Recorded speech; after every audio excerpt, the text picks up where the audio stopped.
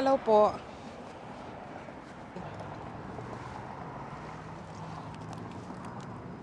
Magandang araw po sa inyong lahat. Today is Saturday, Sabado Santo. So ngayon po nandito ako sa track. Ngayon lang ho ako nakapaglakad ulit.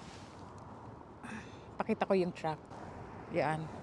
Tabi po to ng main road, Don Mills.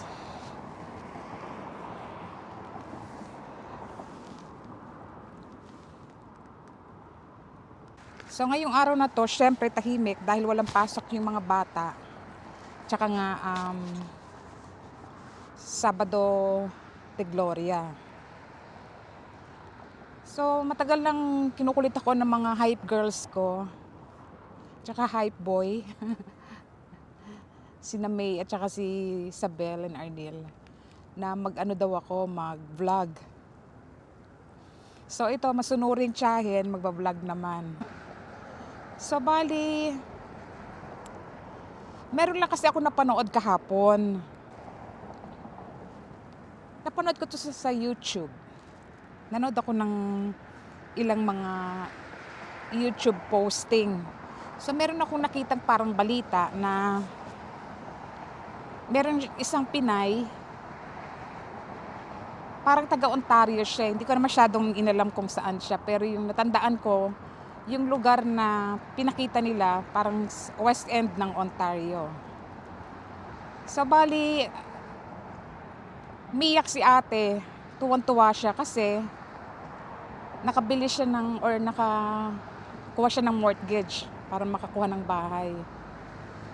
So, I was very curious kaya kinlik ko yung sa YouTube. Tapos nalaman ko na meron palang co-signer si ate. Parang townhouse yung pinakita eh.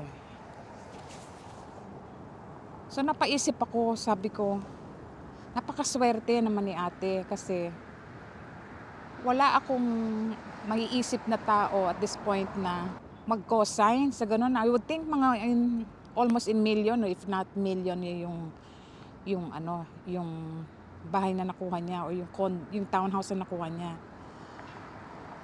So medyo na-shock ako kasi syempre hindi advisable sa isang tao, at least dito sa Canada, na mag-co-sign. Especially sa napakalaking amount na hihiramin mo sa bangko. In that case, yun nga mortgage yun. Kasi syempre pag nag-co-sign ka ng mortgage, sabihin na natin either co-sign or nag-guarantor. Ibig sabihin, yung amount nung sa palagyan na natin 800,000 yung townhouse.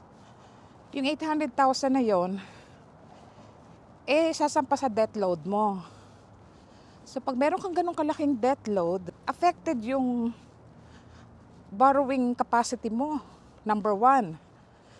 Number two, although hindi naman siguro mangyayari, pag medyo hindi na makakapaghulog si ate, si guarantor o si co-signer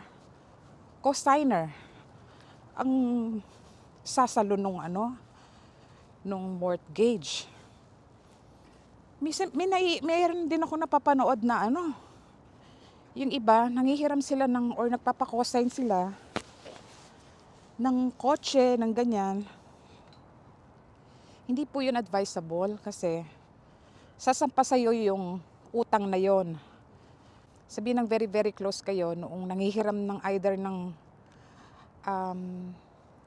mangungutang ng kotse or kukuha ng mortgage. Hindi po advisable yon kasi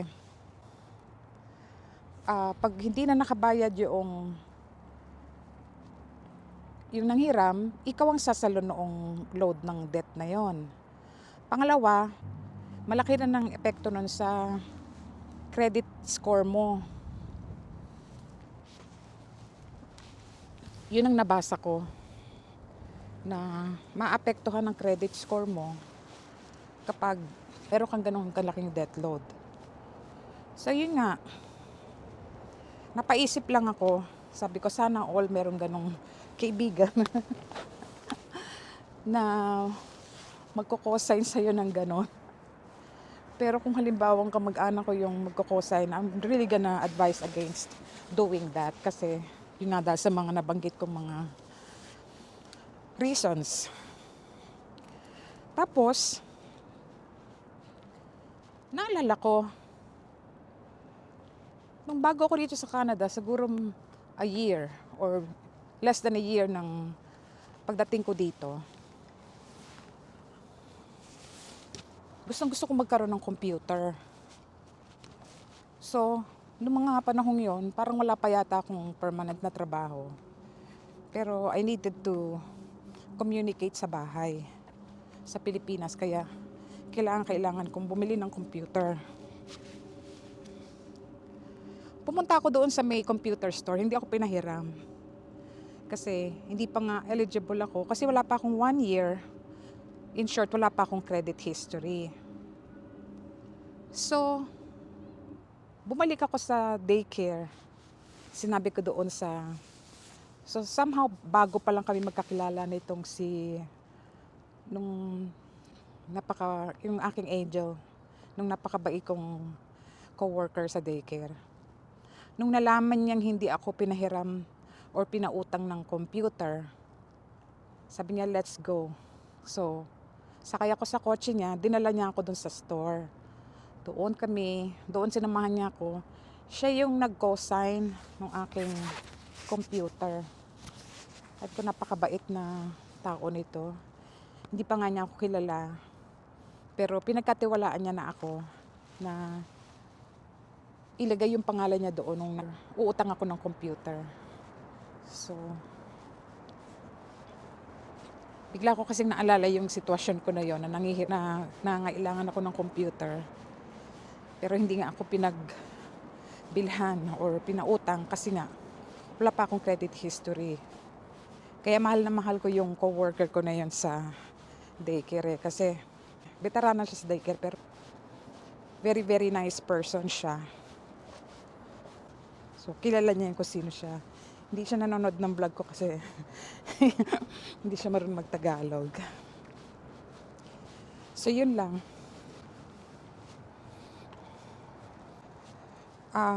Nung mga 2 weeks ago or 1 week ago, nagpunta ako sa SSS sa may Eglinton. Malapit sa Eglinton and Yonge. Kasi yung SSS ko, na contributions ko nung pumunta ako ng Canada, tinuloy-tuloy ko para pagdating ko ng 60, magkakaroon ako ng pension. Natapos ko naman. Pero nung recently bumalik ako ng SSS, dinagdagan ko yung contribution ko. Ito ang aking OOTD. Dinagdag ko yung contribution ko para medyo mas malaki-laki yung aking pension.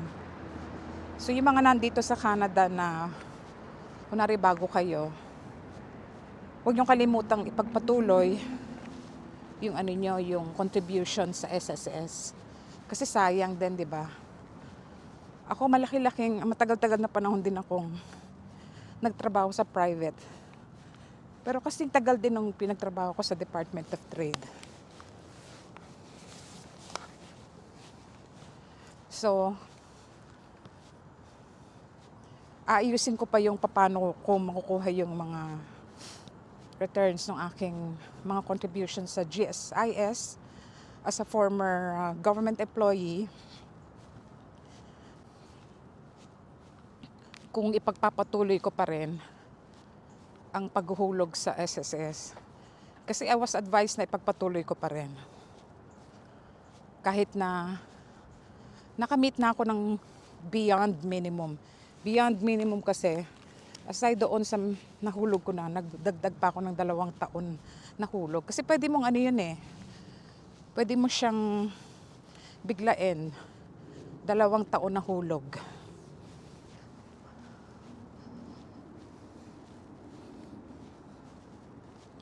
Ito tayo. Perspective. Ang bigat nitong ano ko, ng selfie stick. Ang ngalay. Go for a walk daw, tapos dumaldal. Dumaldal eh. Kakaya naman kasi dyan sa mga bago nating kaibigan, nag-subscribe, tapos wala man lang akong mailabas na vlog. Tsaka nakakaya din sa mga pamangkin ko na super support. Tapos nangungulit na maglabas daw ako ng vlog. So ito, sunuring tiyahin. Nagsasalita ng mag-isa sa truck. Malalidia de Vega ang dating. Na may kahalong hingal. Alam nyo, 8 degrees lang ngayon. Grabe. Ang sarap. Ikot natin yung camera.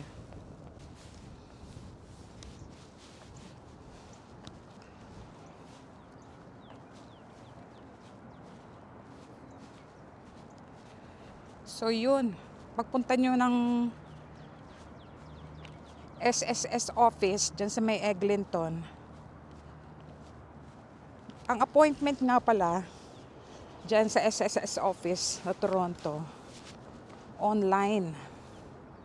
So, kung gusto mong mag-inquire, as far as I know, wala silang mga phoned in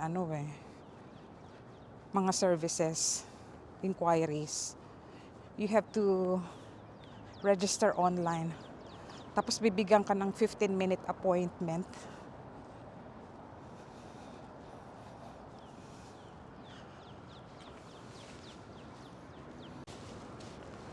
Natatawa ko doon sa mga nakapila doon sa labas ng SSS office. Kasi wala pong upuan doon sa labas ng SSS office. Pagkatapos ko nung appointment ko, paglabas ko, sina ate nag-exercise doon sa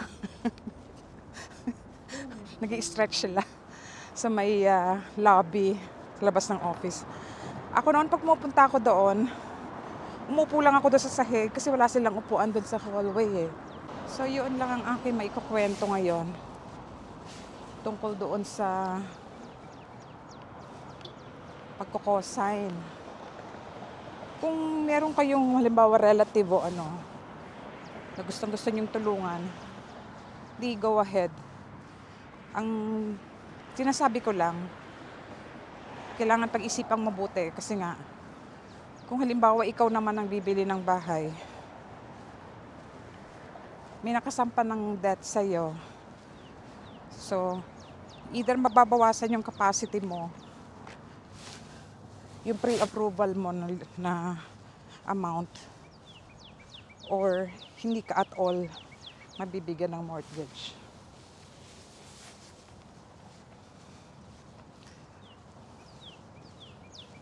So, kung hindi po tayo magkita ng Easter Sunday, Happy Easter po sa inyong lahat. Sana po nagkaroon kayo ng mahulugang Holy Week. Alam nyo, dito sa Canada, meron namang mga maraming Catholic na mga simbahan. So, hindi naman pahuhuli in terms of yung mga activities leading to Easter Sunday. Ito pong track na ito, katabi po ito ng simbahan. Ayan po yung simbahan.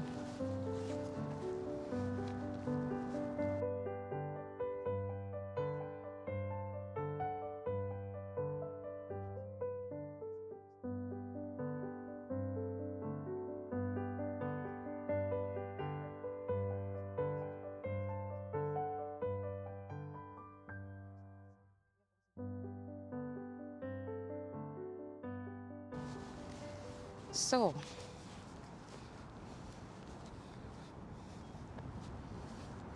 kung makakapag-vlog po ako mamaya, kwentuhan ulit tayo. Pero sa ngayon, ibababa ko muna tong aking camera para ako'y makalakad ng maayos.